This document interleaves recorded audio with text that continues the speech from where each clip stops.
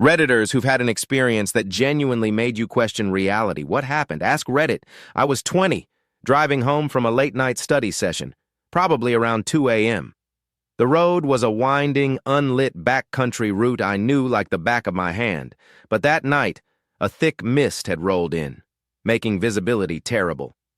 I was tired, my eyes gritty, just wanted to be home. Suddenly, a figure appeared by the side of the road. My heart jumped.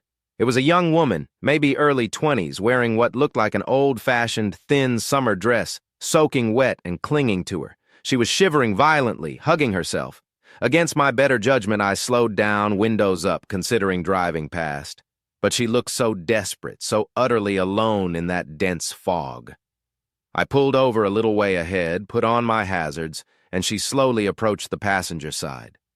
When she got in, a wave of damp chill flooded the car, far colder than the misty night outside. She just sat there, teeth chattering, her eyes wide and unfocused, staring straight ahead. I asked her if she was okay, where she was headed. Her voice was barely a whisper, thin and reedy. She asked to be dropped off at the old Blackwood Mill.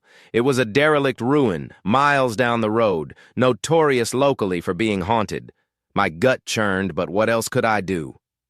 The drive was silent, except for her quiet shivers. The air in the car grew steadily colder, a deep, pervasive damp chill that seeped into my bones. I offered her my jacket from the back seat, but she didn't respond, just kept staring out into the fog. The closer we got to the mill, the heavier the atmosphere became. I felt an inexplicable dread. As the headlights cut through the fog, finally illuminating the crumbling stone walls of Blackwood Mill, I glanced over to tell her we were there. But the passenger seat was empty. No rustle, no sound, just gone. The door was still latched, the window up. My jacket was still neatly folded in the back. The frigid air vanished instantly, replaced by the normal warmth of my car.